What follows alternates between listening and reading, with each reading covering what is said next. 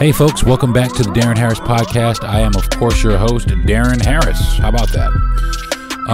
It's episode 16 of the podcast. I've been doing this 16 weeks now. And so far, so good. I'm kind of digging it. I hope you guys are too. Today's rundown. I was going to do a few stories. I was going to have the shoot around today, but I think I'm going to kind of dial in on something. The Roe versus Wade. Of course, as we know, the Supreme Court has overturned the Roe versus Wade verdict, and I will be discussing that today in a little bit of detail. I just want to kind of go over it a little bit, but first, I want to give a shout out to Bruno Falcon. I don't know. Well, I'm gonna just go ahead and tell you, you guys won't know who he is. But he was very influential in my life as a young breakdancer. This guy, Bruno Falcon, a.k.a. the Poppin' Taco, man. The Poppin' Taco passed away on Saturday, July 2nd, man, the day before my birthday. At his home in Long Beach, California. He had a really good career, man. He choreographed for Michael Jackson. He was in Breaking, the Breaking movie. That was a big part of my life. When I was coming up in California, there were a couple of movies out. There was Beat Street and there was Breakin'. And Beat Street was good, but I always liked Breakin' better because of the actual battle scenes. There was more popping, and at the time, I was more of a popper than a breaker. Beat Street was more about breaking, and because it had the New York City Breakers and it had the Rocksteady crew. Breakin' had two crews, but those crews were fabricated just for that movie. There were two guys that we followed. Now, of course, everybody knows Ozone and Turbo, and then the other dudes, you really didn't know their name. The name of their crew was called the Electro Rock Crew, but you didn't really know anything about them dudes. But the Spanish guy in the Electro Rock Crew, that is who I'm talking about. That is Bruno Falcon, and that dude right there was one of the best poppers probably ever, in the history of the game. So I want to, send out my condolences to his family. And bless up, brother Falcon. You know what I mean? You were loved by many people, brother. So, you touched a lot of cats, including myself. A few of my friends out in San Diego, I seen them post a few things about it. So, we love you, brother. You're going to be missed. And hopefully, the new generation will kind of carry on the legacy of this, which they kind of are. If you've watched any kind of breakdancing, they doing it way bigger than we used to do it. I mean, like, for real, because I can't do half the shit so I can't do it now anyway. I just turned 52 on Sunday, July 3rd. I turned 52 years old, so I'm not trying to spin around on my head and any of that shit no more. So that's enough of that. Today's Dope Shit Award, though, which actually I think it's really dope. I don't really know who's responsible for it, but today's Dope Shit Award is the guilty verdict for Eric Holder. The guilty verdict for Eric Holder they found him guilty in the 2019 murder of Nipsey Hussle. So they got him, which that makes me feel, that's so dope because it took so long to find out, to really find out who killed Biggie and Tupac. You know what I'm saying? People still don't know who shot Jam Master Jay. You know what I'm saying? So for this to happen is really big. They caught the dude. I watched the video. It was pretty bullshit, man. It was pretty bullshit. I'm glad they got this motherfucker, and I hope they throw his ass under the jail. You know what I'm saying? He shot two other people too. He shot a couple of other people while he was like when he shot Nipsey, when he killed a kid, man. He shot two other people, but he was also, and because of that, he was found guilty on two counts of attempted voluntary manslaughter, 2 counts of assault with a firearm, and possession of a firearm by a felon. So I am elated, and I'm super glad, and I know the rest of his family and friends are glad that, justice has been served. And, I just want to say, to I mean, it was pretty cut and dry, but, I want to go ahead and shout out the people who put his ass in jail. So, but that's pretty much what that is. I think, Cat could have, he was doing big things, man. He was doing big things for our people, man. And it just sucks that as soon as we get somebody that does, positive, we always got somebody hating, always somebody hating, trying to throw a monkey wrench. This dude could have helped you out, dude. You know what I'm saying? He could have helped all of us out. You know what I'm saying? One of the things he might have, he was advocating for his people. You know what I'm saying? And you, as one of his people, or as one of us, you did the most despicable shit in the world, bro. You killed one of your brothers, man. So I ain't got no remorse for you. Que sera, sera, and get the fuck on. Moving right along, this week's earbuds. What am I listening to in my earbuds? I've been listening to, there's a few things I listened to this week. Cardi B, Kanye West, and Lil Durk got a new song out, which I think, is pretty hot. It's pretty hot. Although Kanye's verse is a little cryptic and a little, I've heard him do better. It was good, but it wasn't his best by any means. But it was, the song itself was good. Lil Durk, I'm on the fence with him anyway, but the song was good. I actually enjoyed this song. I like Cardi, so she her and Kanye really kind of made it, and the beat. So, but the song is called Hot Shit. If you haven't heard it yet, I listened to it on YouTube. So jump on YouTube, turn it on, and put your ears on it and let me know what you think. If you want, drop it in my inbox, and let me know what you think about it. I was also listening to this week, Usher had a Tiny Desk concert, and I had shouted out somebody's Tiny Desk concert earlier, but Usher, he had his very first Tiny Desk concert, and it was pretty good, man. It was pretty good. There was a couple of spots where you could tell he's getting older and his voice isn't what it used to be, but for something like that, because that is a very intimate setting. If you haven't seen the Tiny Desk concerts, it's somebody's office. These motherfuckers sitting in somebody's office singing.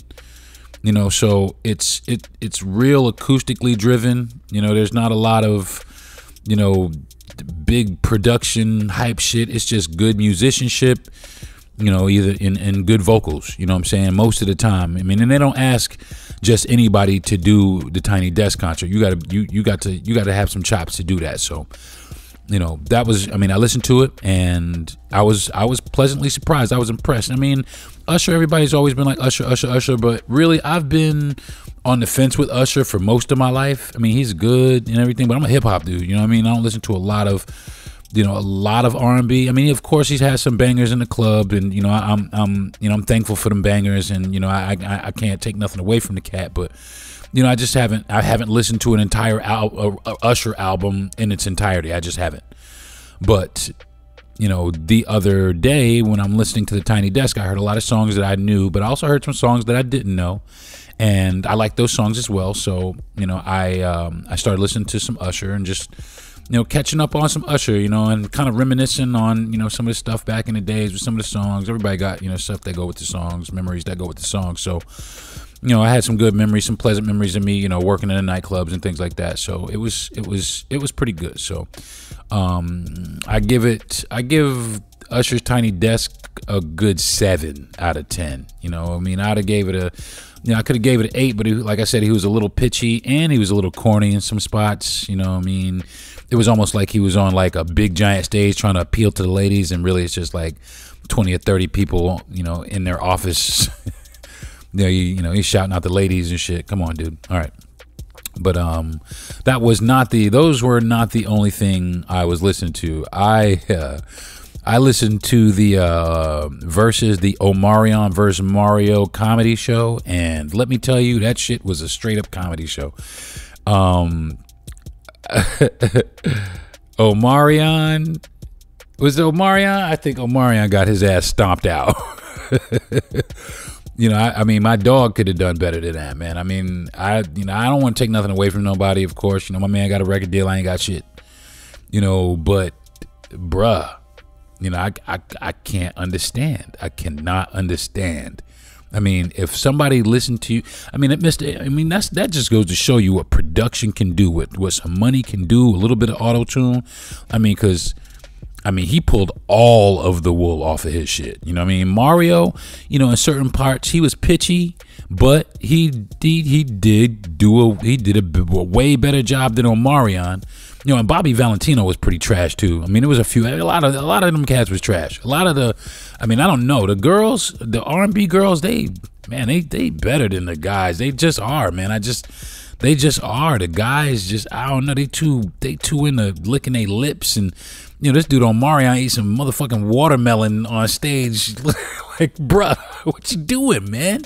Nobody want to see you up here eating watermelon up here on the fucking stage, trying to mimic like he eating some chick, man. Come on, dude. Stop, man. Stop. You're embarrassing yourself. My wife says she wanted to hide for him.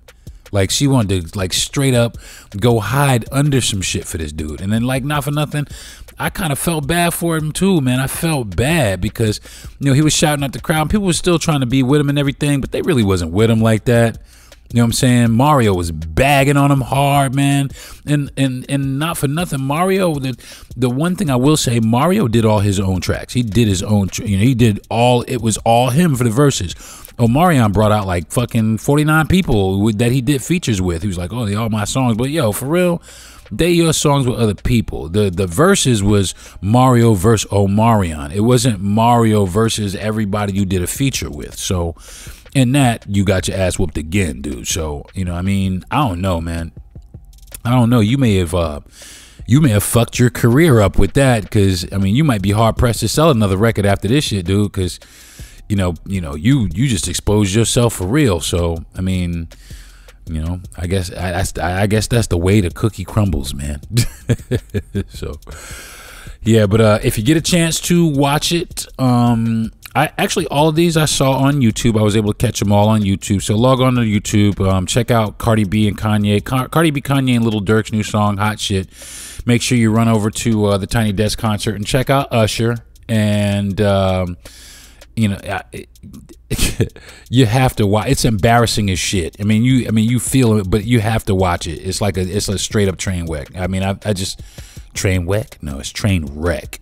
But yeah, Omarion, man. Rest in peace, dude, because you got your ass smoked. All right, I'm gonna take a quick fast break, and when I come back, we're gonna do the strain of the week. You're listening to the Darren Harris Podcast. Hey folks, today's program is being brought to you by Your Pleasures Erotic Health and Wellness Boutique. Your Pleasures has a wide variety of adult educational materials, top-notch adult novelties and clothing, real-world dating and relationship advice, and more. Pleasures, that's Your Pleasures, not only focuses on erotic pleasure and satisfaction, we aim to educate people about the health and wellness benefits of intimacy. We are here to prove that sexuality is not naughty, it's necessary. So stop by Your Pleasures, that's ur-pleasures.com, and see for yourself. That's yourpleasures.com.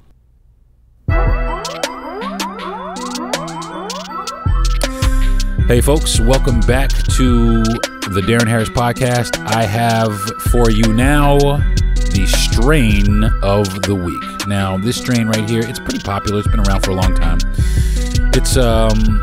It was one of the first like varieties of like loud that I ever burned. But this was like, it was, man, back in 2003 or something like that. That the first time I burned it.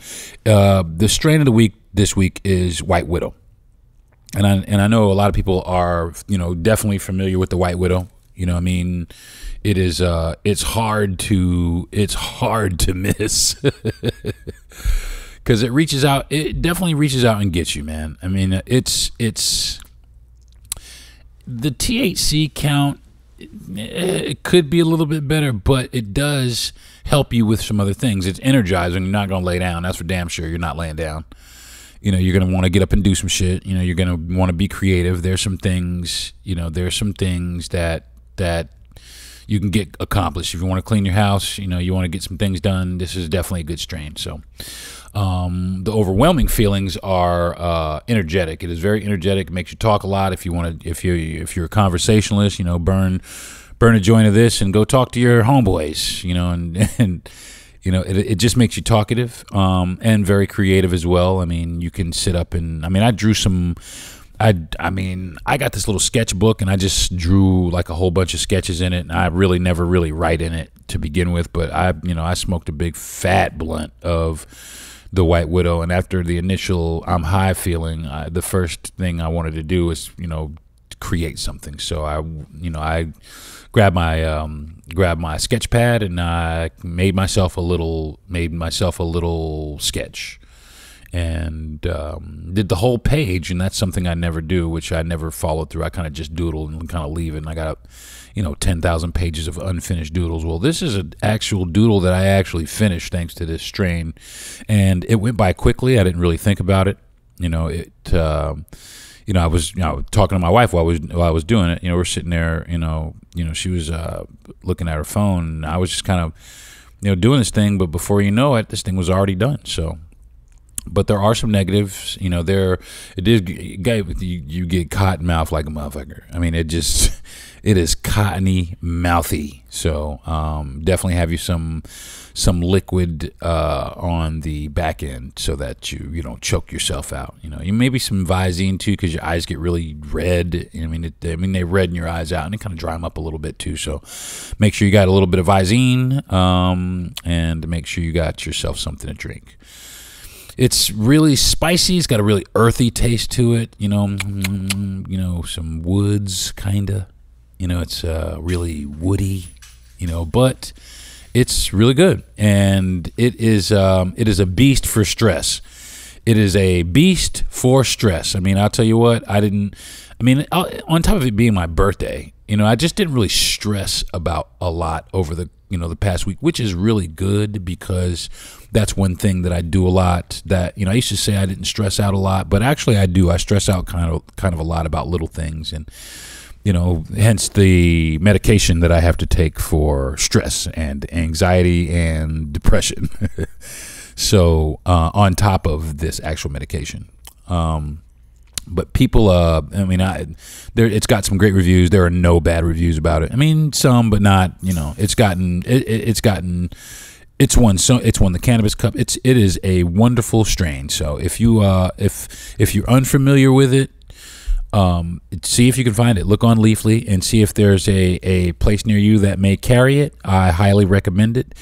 If you are familiar with the strain, why don't you take this opportunity to go and revisit, because it's kind of like a retro strain. This is what I like to call a retro strain, which is strains from back in the day, because nowadays everybody's making they crossing with this, with crossing with that, and every week you got 10,000 new strains that just came out. So this is one of the original strains that I liked originally. So if you can, go out and grab yourself a big fat helping of the White Widow. And that, my friends, is going to be the strain of the week. I am going to take one more break, and when I come back, we're going to find out what's popping.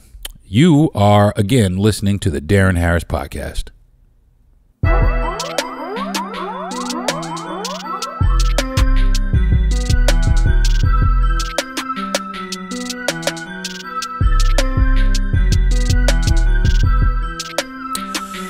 Hey folks, welcome back to the Deron Harris Podcast, and now it is time to find out what is popping for the week. What's popping, y'all? This was popping a couple of weeks ago, which is probably going to be popping for the next year, for a long time. And what it was, like I said earlier, we are talking about Roe versus Wade, the overturning of Roe versus Wade, which I don't know if anybody had any backstory about Roe versus Wade. I got a little bit of backstory. Her name was actually her name is, Jane Roe. That's what she's known by legally, but her actual name was Norma McCorvey. Yeah, Norma McCorvey. She got pregnant in 1969 with her third child. And I think she was trying to get an abortion, but she's from Texas. So back in them days, Texas had and they still do have they got some pretty stringent abortion laws. So she wanted to have an abortion. And so she went, let me tell you what she did. Okay. Let me tell you what this chick did. First of all, she was a douchebag. First of all, I'm just going to go ahead and say that. She was not really a good person. First she said that, her involvement in Roe versus Wade was the biggest mistake in her life. She actually said that. And I'm going to tell you what she did, man. She actually said this, check this out. So she wanted to have this abortion. So she lied and she said that she was raped by a group of black men. Ain't that crazy? This bitch straight up lied and said she got raped by a group of black men. But back in them days, which I'm actually shocked, back in them days, they kind of defunct what she said. They knew, and then they just knew it wasn't true. You know what I'm saying? They caught her, she lied about it. You know what I'm saying? So she went to court and, she, with Henry Wade. And she had a couple of attorneys, Sarah Weddington and Linda Coffey. They filed the suit on her behalf. And she won. She actually won. But she still had to have the baby. She still had the baby. And the reason why is because the court proceedings took so long that it had passed the time for her to actually have an abortion. So she was never able to have the abortion. So they tried again, they tried to overturn it. And in 1973, they slapped it down, and said, it stands.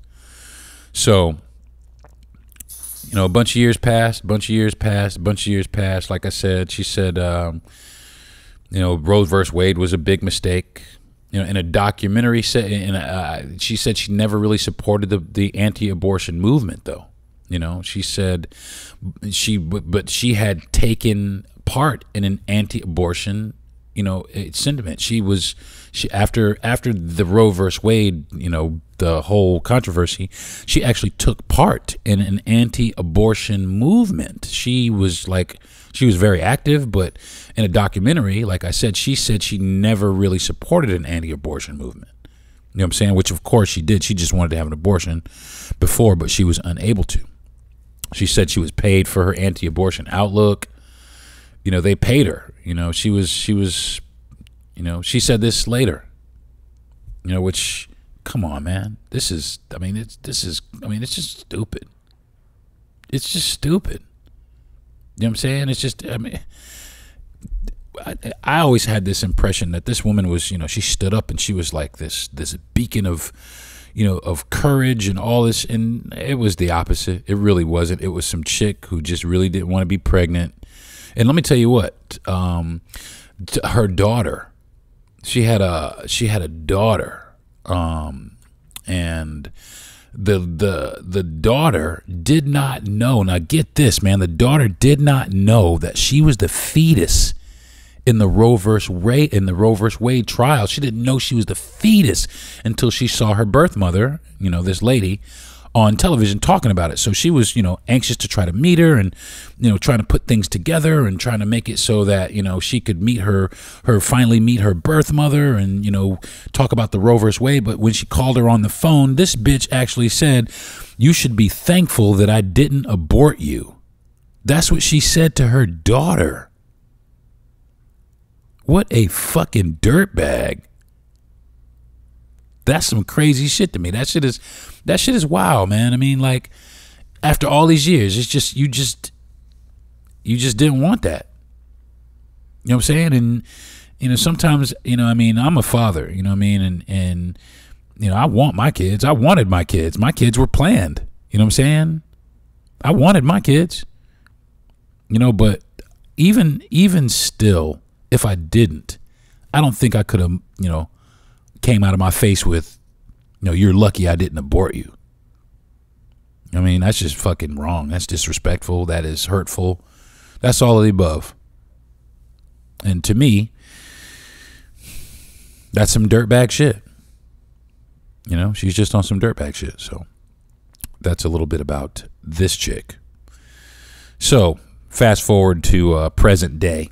And now the conservatives have voted, because they have the majority in the Supreme Court.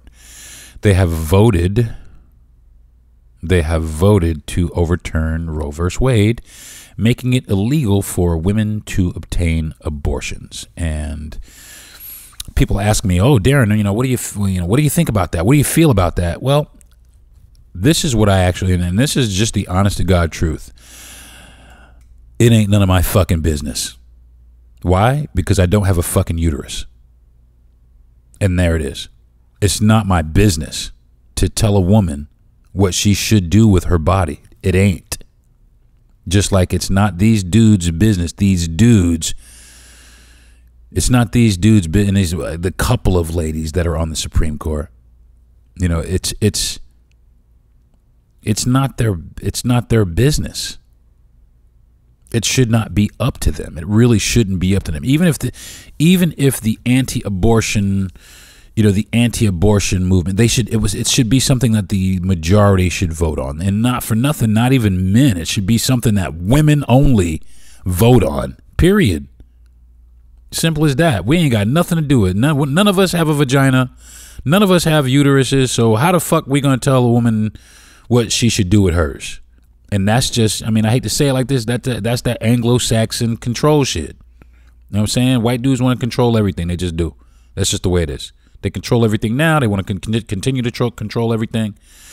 And one of the reasons this kind of caught my eye is because there was this book, man, that if you have an opportunity, now it is a rare ass book and it's extremely hard to find, but it's called The Birth Dearth.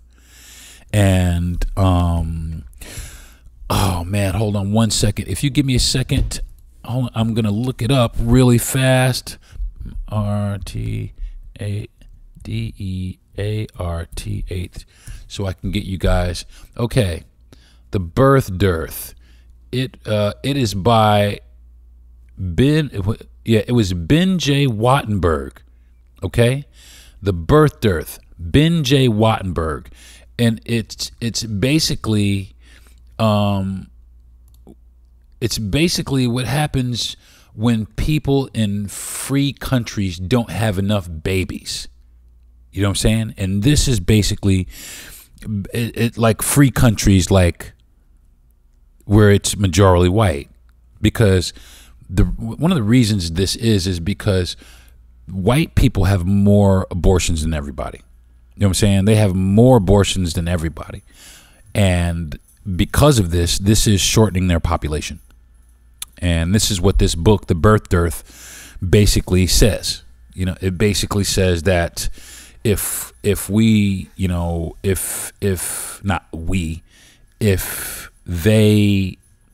want to continue, their race or their population dominance, that there are some things that they have to do in order to maintain that. And this is one of them. If you can't abort them, then of course you have to have them. You know what I'm saying? So, but if you, like I said, if you're able to get this book, get it. Somebody tracked it down for me. Actually, my stepson, he tracked it down for me because he's the fucking man. But he tracked it down for me, and I will tell you, it's hurtful. It's a hurtful ass book, but it's very informative. And if you get an opportunity to read it, you should definitely read it. But back to it. I don't think that it's my place. I just don't think it's my place to tell a woman, and I don't think it's any man's place to tell a woman what she should do with her body. You know what I'm saying? And then straight up, This is what we say, and this is how it goes, and we don't care what you say. Oh, yeah? Well, it's my body, and I don't care what you say. How about that? You know what I'm saying? You know, nobody said, oh, men should have a vasectomy. Nobody said that. And I'm a man, you know what I mean? You know, and not for nothing, vasectomies are reversible. You know what I'm saying?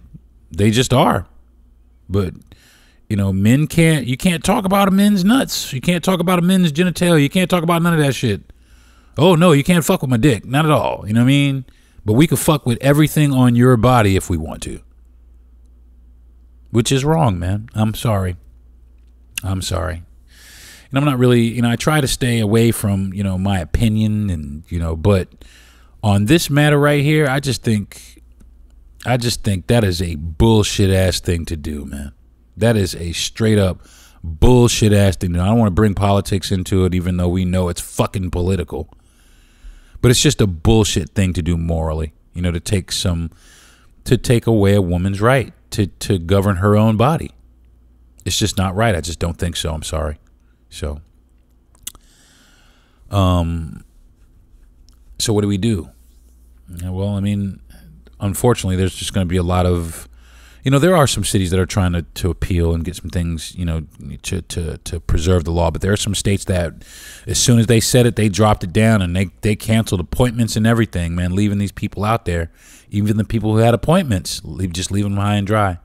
So now you're going to get people crossing state lines or, you know, having back alley abortions and, you know what I mean? It's just going to get bad. And I read an article in Rolling Stone that said black and Hispanic women are probably going to be more likely to be criminalized from abortions. There was a lady who had an abortion. Well, actually, she gave birth to a stillborn baby.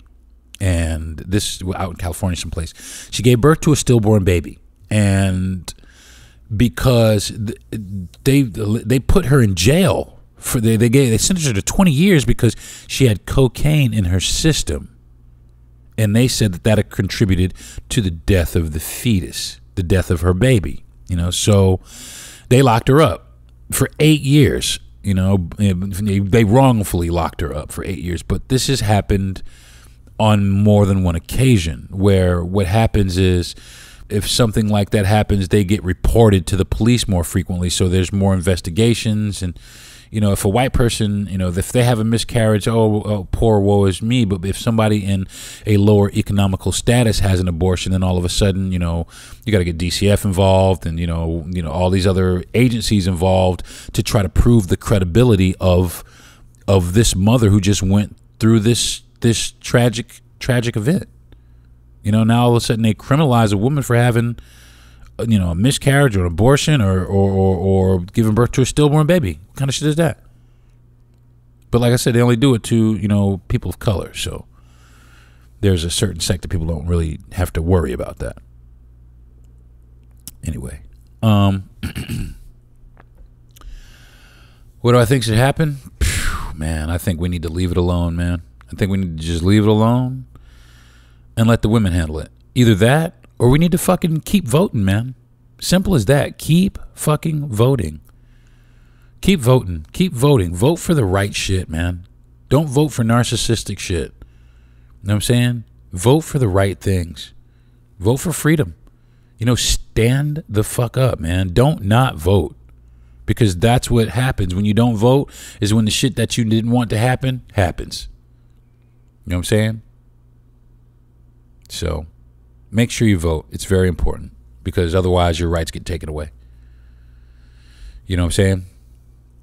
We need a more balanced Supreme Court, more balanced Congress. You know, there needs to be balance. I'm sick of the two-party political system. I'm sick of it because neither one of them are worth a damn.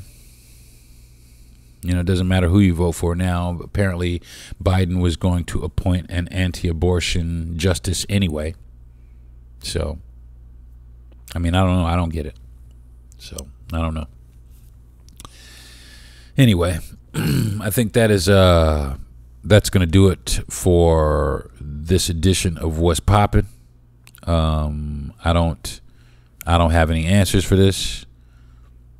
You know, I think it's very tragic. It's the climate of what's going on in this country today. There's so much fucking stupid shit happening today. day after my birthday, people in Chicago get massacred. The police killed a kid a few days before that, and a guy killed 3 police officers a few days before that, around the same time. So, the cops killed the kid, but the guy who killed the cops, that motherfucker's alive, and so is the dude who shot up the parade. So, I don't know. All this is part of what's happening in the world today, or at least in our world, in the United States world. And, united is loose. Yeah, that's a loose term. We are just every man for himself out here. It's crazy, y'all. It's crazy. So, okay, I'm going to take another break. When I come back, I'm going to take my final break, actually. When I come back, relationship goals. It's the Darren Harris Podcast.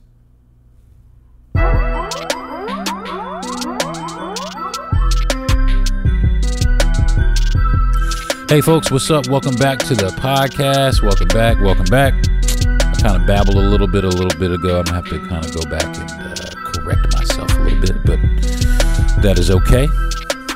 Welcome back to the program and the final segment of the show, which is, of course, one of my favorites, which is relationship goals. And this segment is the segment where I teach myself or train myself to be the best husband I can for my wife. So last week on relationship goals, the assignment was not to take things too seriously, because that's one of my big things. I take a lot of things at face value. I take things seriously, and sometimes it's not that serious. But, a lot of times we do that. We make things more important than they are. We blow things up way, way further than they should be blown up, when really all we really need to do is kind of calm down a little bit, take a few minutes. So, I took that time to relax. Like I said, this past week, it was my birthday, and I took this whole week to do a little bit of relaxing, and, I didn't take everything I wasn't so serious. I had a great time. I didn't stress out so much. And it helped, it helped to not, have so much anxiety or be so depressed. But then again, also, it's my birthday week. So, there's a lot of, gratification from friends and family. People are like, hey, how you doing? We care and think about you, which is always good for depression.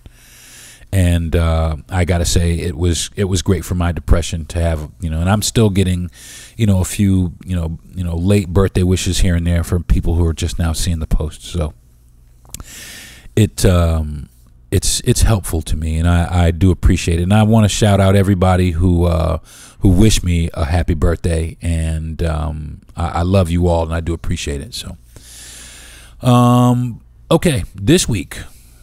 What is the goal this week? This week's goal, I'm married. And before I got married, I had a girlfriend.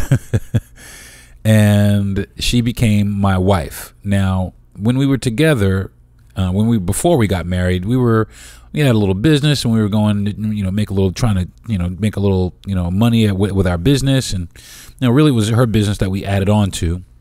It became our business, and we added some products, and we started making a little bit of, headway, but we started realizing that we really don't. What are we doing? I mean, what exactly are we doing? Is this what we're doing, or are we doing something else?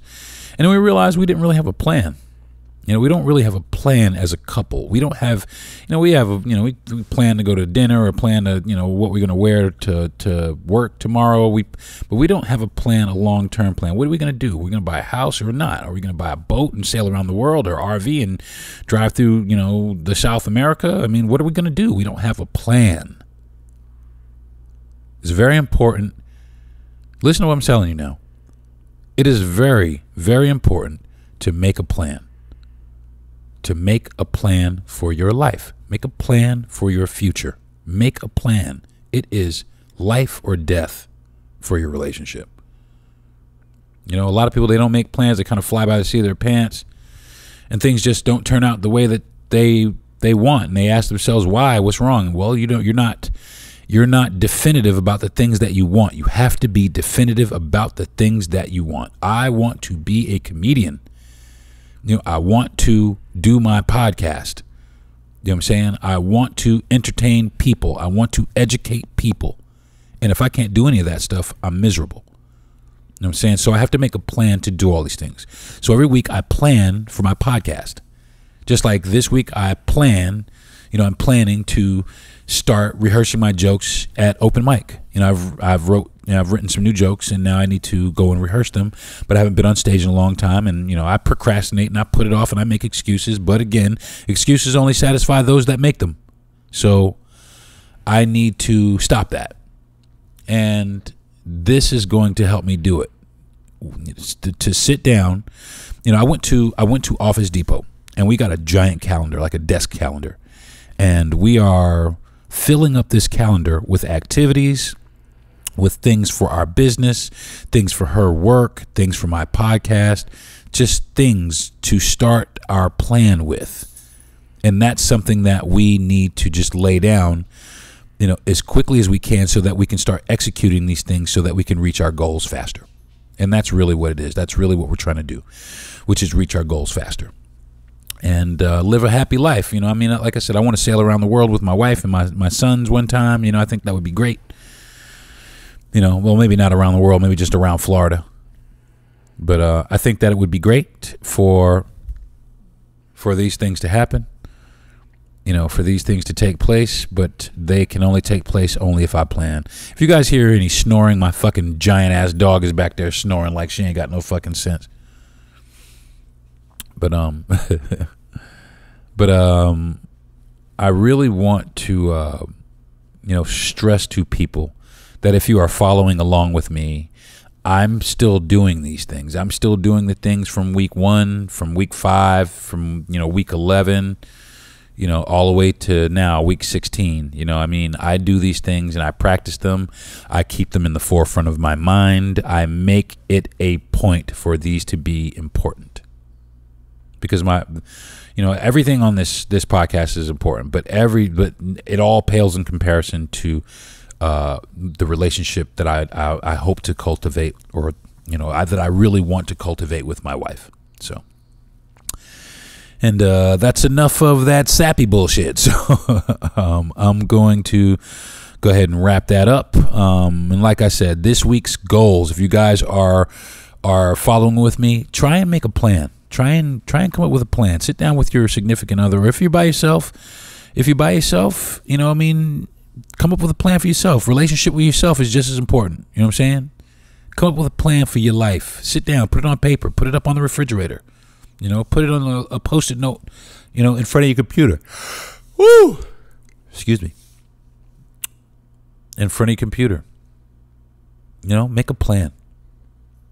So, all right, folks, I think that is going to do it for this episode of the Deron Harris Podcast. Listen, I want to thank you very much for still tuning in and listening to my ranting and ravings and thoughts. I do appreciate it, and I mean that from the bottom of my heart. So thank you, and share. Share it with your friends. Push it out there. If you like it, push it out there. If you're listening to it, push it out there. You know what I mean? I would, it would mean the world to me. So, I want to thank my wife for being good to me, and allowing me to do this podcast, because without her and her support, I would not be able to do this. I want to thank my best friend, and I want to thank my producer for making my podcast possible. They're the guys who put it on down there at the podcast playground. Shout out to the podcast playground. And log on to the podcast playground if you want to know. We got some other podcasts that you can check out as well. So you can always reach me on my social media. I am Deron Teray Harris on Facebook and Deron T. Harris on Instagram. Deron is my first name, Deron. If you can't spell it, look at the title page. So drop me some subjects in my inbox. Let me know what you guys want to talk about, and I'll talk about it, okay? And if you want to be on the show, again, drop me a message in my inbox, and we'll plan it out and see if we can get you on the show. So, Again, folks, thank you very much for tuning in. I will join you again, or hopefully you guys will join me again next week for the Darren Harris podcast, where next week I'm going to be probably talking about the mass shootings. And again, I just did a show with my buddy Dave on gun control and gun laws, and it looks like I have to continue to revisit it because it looks like we're still going through this fucking bullshit. So I'm going to start, that's probably going to be what I will talk about next week. Might not be 100%, but I'm leaning more towards that every day. So stay tuned. Again, thank you very much for tuning in, and I will see you guys next week.